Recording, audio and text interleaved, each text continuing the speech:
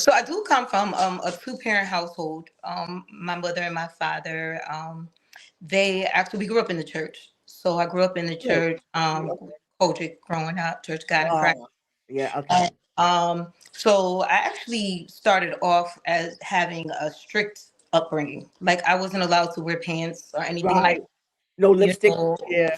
nothing. Okay. No secular Um, music. Mm-hmm. no, no secular music, anything. So like sometimes like when people ask me about certain songs, I won't know. But it's simply because I wasn't Hmm. allowed to listen Listen to to it. certain music or whatever. I had to sneak and listen to it. But yeah, so I have two sisters, and then I have another sister as well that my parents raised. They raised her since she was about 12 or 13. Um they had they used to visit her in jail. She was in jail, and then they ended up taking her on. So, that's my other sister as well. And then I also have a brother. So there's quite a few of us. But yeah, Oh, good. Okay. And yeah. where was this? Where were you born and raised? I was born and raised in Toledo, Ohio. Oh, Toledo, Ohio. Toledo, Oh, there's Ohio. some great music in Ohio. Oh, I'm gonna have fun with Yeah, you later yeah. on. Oh, okay. You got my birthday twin, Howard Hewitt. He's one of my favorite singers, as Yes, well as Shirley Murdoch. And yes, yeah. I think is it Roger Troutman also? I think Yep. yeah, I mean, hmm is it the Ozzy Brothers? No, I think Ozzy. I think. Oh, I So think I'm either not Jersey. sure I think about the that. Jersey, the No, OJ's. Like yeah. So now Anita Baker is. She was raised in Detroit, but she's actually from Toledo. oh, she actually. Yeah, Oh, yeah, because we're okay. 45 minutes away. We're 45 minutes outside of Detroit, so we're like right there. Uh, You know. Nice, Yeah, nice. yeah. Yes. So, now, so what was it like? Like, can you give us some of your fondest memories, and also not so fondest memories? I want to be a little bit real with this too. Okay. Because it wasn't always perfect. We don't always realize. I know a lot of people say that they don't always realize certain things when they get older, which is understandable. But Mhm, we see things as children too. So I just wanted mhm. to kind of give us a glimpse of some of those things that you was exposed to, that you grew up on. Well, my parents were actually pastors, so I'm a PK. Oh, both of them. So yeah, yeah, they pastored Oh, together. So basically, church was really a lot of what I knew. I did start like singing though when I was about 8 years old. So my dad actually was a singer. So he used to sing a lot. He used to run around with a lot of the Detroit musicians. So, nice, nice. he hung out with just a lot of different people. Twinkie and Really? yeah, yeah, and just some other people. And so he was offered a deal with Motown, and he ended up turning it down because he had got saved really young. So what Got you. he did was he turned that around and he instilled that into us. So that's how I became like, accustomed to the arts. So my father would have us sing, he would have us get up, we would have to rehearse. We would sing, like me and my sister would sing at funerals, weddings, like anything. Like we were always singing, from very young ages, talent shows, like all type of things. Um, and then I also went to a performing arts school as well. So I went to Rosary Cathedral. We had a performing arts program there. And then I sat under Dr. Deborah Harris. And she basically pulled out a lot of the theatrical things in me. So accompanied with, my parents and the way that, they were with pushing us and supporting us in that particular area, that's really kind of how I got started there. Um, Honestly, my upbringing itself, I was bad. I was a bad You was a child. bad kid? I was You was horrible. was you rebelling? I was just like that little girl that did any and everything, talked a lot. Like I would write stories, write songs, make my family sit down and listen to them. Like, have the whole neighborhood come out, What's so bad um, about that? I mean, I'm saying like I was very active, but I Oh, got mad okay. when I got into school. When I got into Got school, you. then I We will just get into started that. acting. Okay. Oh, yes. Oh, yeah. Yeah, Okay. Good. Good. yeah, Good yeah, segue. We will get right into that. yeah. Yeah.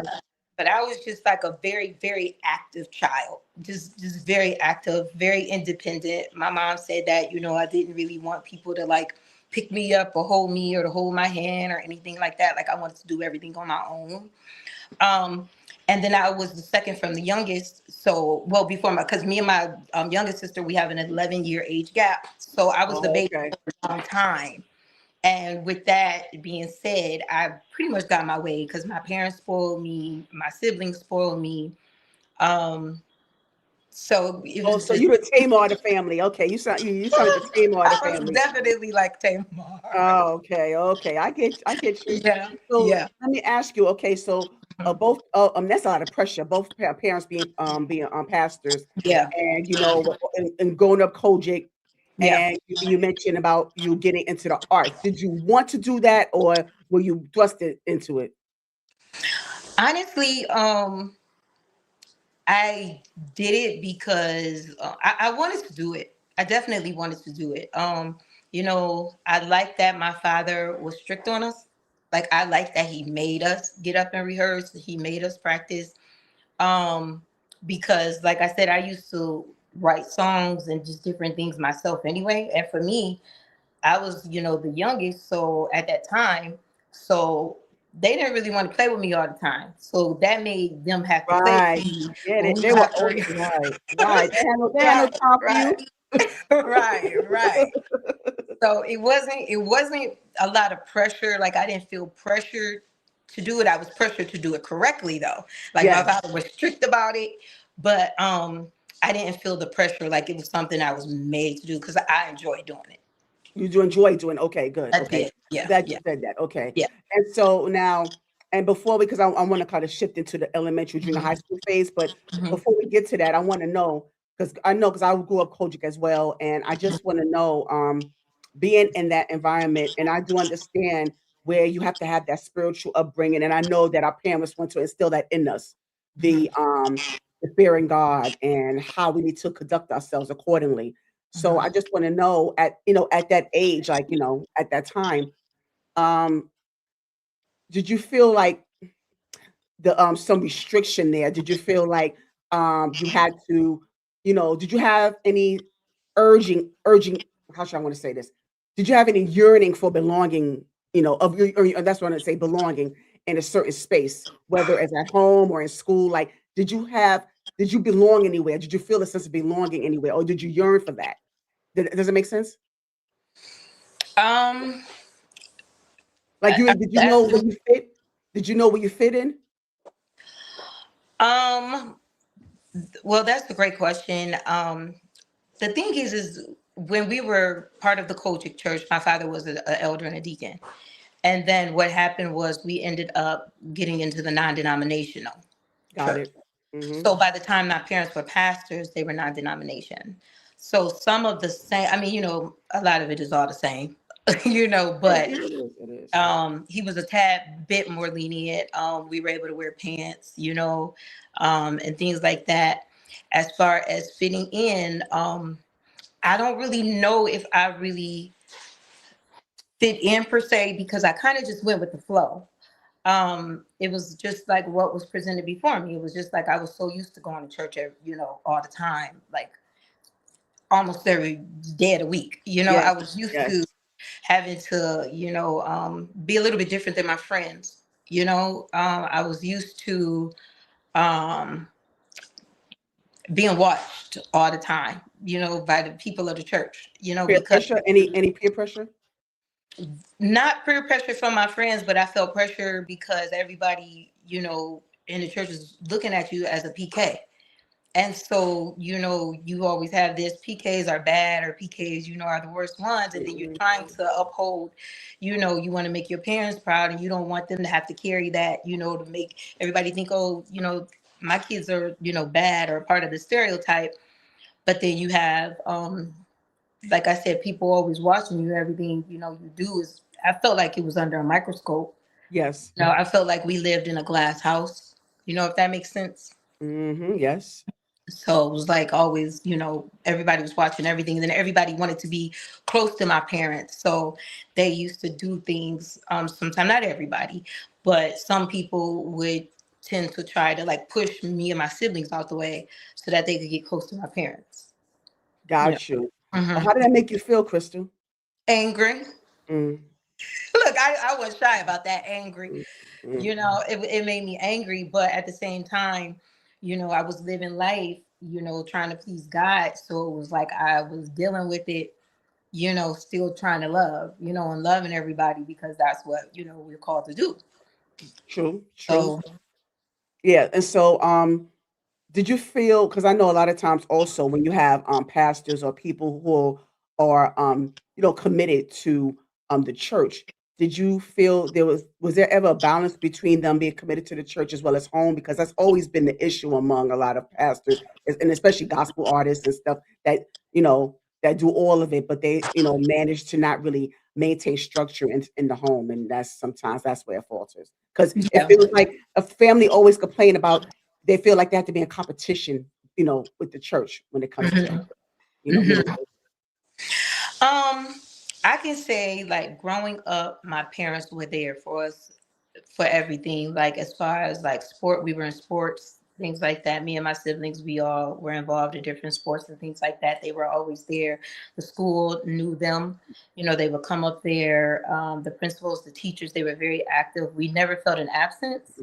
Okay. Like I would tell my mom to wear certain things, that I thought she looked pretty in, for specific field trips, she would wear it, Mhm. and it was just like we're a very tight knit family, extremely, extremely tight knit. So it wasn't until maybe I was a young adult that I started feeling the competition portion of it, where maybe like around 19, where I started to feel it was more or less hi, I'm here, I still need you, Mhm. kind of thing. Right, right. Because my parents, the thing is, they were so nice. I mean, they gave. Like my parents, my father wouldn't even take. My father was working full time. He worked full time at Chrysler, and he still was, Mm. pastoring. He was not taking a salary. He did not want a salary. They would try to get him to take a salary. He wouldn't take a salary. They would give the shirt off their backs to anyone. I mean, they opened up houses for church members that didn't have places to stay, and I just remember them always giving. And there was, like I said, as I started to get into my adulthood, just a little bit, I did start feeling like, I do need you in some areas, you know, but I mean, sometimes I guess that's what you have to deal with when you're a pastor's Well, yeah, child, go right. Yes, yes. Yeah, I do understand that, but I do understand your position because you feel like again, that's why I asked about the fitting in part. And Hmm. so you kinda answered that, in a more Hmm. s you kinda expounded on what I, was trying to ask, so thank you for that. Hmm. You're Yeah, welcome. so, yeah, because we gotta get that into perspective about how, being ra especially in the climate of the Black church now, so I'm glad you was able to share your perspective on that in that Hmm. aspect, and we could talk Hmm. about that all night, but, we got no time. We have no time, we have no time. But next time you come on, maybe we could do a panel discussion about just this whole Yeah, this thing. Yeah, I think that'd be great. absolutely. Yeah. Yeah. So definitely, definitely. And so now I want to get into the elementary and junior high school phase, which I feel like that's a epitome of self-discovery that we don't talk about, is not discussed, or they think it's just something that we just, okay, well, this is a part of our lives. We have to go through elementary, junior high school. Okay, but that journey is just it's much deeper than that because we have to deal with the acne, we deal with hormones and interaction with the teachers and who we aspire to be and or what we struggle with our inner selves, our insecurities, up and on the staircase, just being, curious about a lot of things. So I want to Yeah. know, what was your experience in junior high? And like, were you a shy kid, popular kid? Did you join any clubs? And what was your self discovery at that time? So I was pretty popular. Oh, Our you were family, okay. yeah, I was pretty popular. Our family was popular in the city. So, Right, right. you Okay, know, the okay. city, the Yeah, they were city pillars. knew. Yeah, Mhm. but like when I would be at school, I was in junior high, I was quiet. I was quiet in junior high. I had left the public school. My mom had put us into a Catholic school, and you know some people were very welcoming, some weren't. So I was really kind of quiet, the quiet girl, but I was just like the girl, like if you push, you push my buttons, Of course. then and Mhm. so that's when I started to get into a little bit of trouble, because like some of the girls would, pick on me because I was Mm, quiet, and so eventually one day I just stood up for myself, right. and ended up getting suspended, but I didn't have those problems anymore. Right, right, yeah, I didn't have so those it served a problems anymore purpose, after that. right. But So, then also yeah. my teacher at the time, I'm sorry, were you about to say something else? No, I was gonna ask, whether or not, there was any issue with colorism, that I was gonna ask that. So there wasn't an issue, I would say, with colorism. Not in. I did deal with that in high school a little bit, but not in junior high. In Yeah, junior high, it was more or less my teacher. Um, she was very very strict, very strict, and she was over the performing arts. So she used to really treat me kind of like not good, like she didn't know I could sing or anything. And then one mm, day she found out I could sing because I had auditioned for the performing arts program. And then after that, it was just like I became like one of her like prize students or whatever. great, So from that moment on, um, I didn't have any more issues in junior high okay, because she just stepped in every step of the way and okay. looked out for me, until I left and went to high school. Okay, there was a reason why I asked about that because a lot of times when you have a hard time with your with peers around that time, they always assume because you are a lighter hue that or you think you're better than, or you think you're all that, and they allow their insecurities to project onto you. That's why I asked about the colorism. Hmm. Yeah, Yeah, that's why I asked. That's the reason why. If yeah. you Yeah, so, but why okay, so initially you said that the teacher didn't like you initially. Do you know why that was? No, I don't. She just she had a thing for people that were talented, and the people that weren't, she just treated them kind of, mediocre, like, you don't really matter. And Mm, like I said, I didn't, she didn't know anything about me, so she treated me like that. Like she would embarrass me sometimes in front of the class, or mm, just certain things like that. um with I don't know why she was like that, to be honest. She was uh, different. She was very different. And today I love her. I love her. Shout out to you, Miss Harris. alright, shout But out to Miss Harris. but yeah, I don't know why she was like that, to be honest. But once she found out, like, I could do the arts, she was just totally different. Totally different. Oh, okay, so maybe that was that connection, that was that piece, that link that tied y'all together. Yes, Yeah. so give me some other things, some other memories between that time. We're still on elementary, junior high. I wanna get a little bit of the memories that you had, like, did you join the clubs, did you play any sports, or, did you, join a band? Did you, like I said, like, did you, hopscotch or jump rope, like, after school, recess? Like, did you, like, give us a little bit of that. Oh, me and my sister, we used to always double dutch. Okay. We love to double dutch. The people in our neighborhood, the girls in our neighborhood, we would all, get together and double dutch, things like that. Um, we played outside a lot. Like we would build clubhouses, things like that. Okay, okay. We would play kickball at the end of the Yeah, street, and yes, when the street lights will come on, yeah, we had to go mhm, home. mhm. But our the community that I grew up in, we were really tight knit. We were from a middle class neighborhood, and everybody was just really tight knit. Like it was black, white, every different. It was multicultural, and we all just really got along. We all played together. I mean, we would go house to house, just asking, "Can you come out? Can you come out?" In different ages too, which I can remember vividly.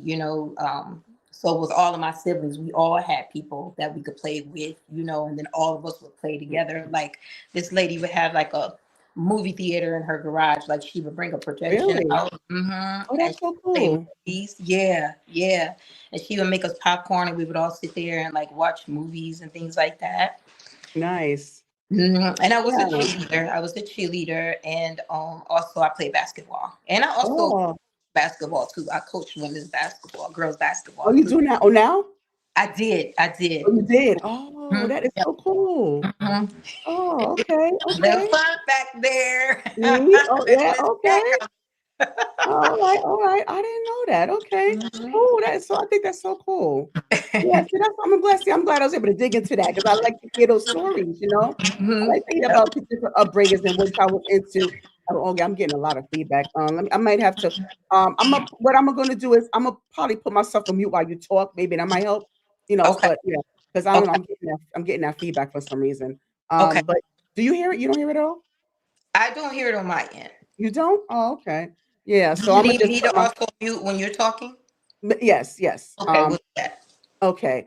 All right. So now you talked about your preteen years, your tween years. And so I really enjoyed that. So what I want to know is what was your if you can remember at that time, what was your self-discovery at that time? When you say self-discovery, you mean in what particular area? Self-discovery Sorry. as far as what did you get to know about Crystal? What did you get to know about yourself and how you present yourself, how you want to portray yourself, and how you want people to see you? You know, at that time, I'm talking about junior. I'm still talking about elementary, junior high school. Yeah. Yeah. I really honestly I had no clue when I was in junior high. Like I didn't know really what I wanted. I knew I had aspirations as far as wanting to grow up and do different things, but I really didn't I really didn't come into the fullness of who I was. You know, um there was so many different moving pieces in my life at that time that I was really just trying to make it through. I honestly did not like school. So a lot of that I tried to push away in my, in my memory box simply because I hated going to school. Like I would cry and, try and get my mom to let me stay home. And I remember one time at Oh. school crying and I'm crying. And so they took me to the school psychologist and they called my mom up there and, they're like, oh, we think she's depressed. We think she's sad. And my mom talked to me for a minute. And then my mom turned around and said, Crystal just don't want to be at school. And I was like, yeah, I don't want to be at school. That was you so know, that was all it was. That was all there is that's to it. all it was. I just didn't like they just weren't in junior high. The people weren't nice. They just weren't nice. And I didn't want to be there. I Yeah, just I hear didn't want to you. be.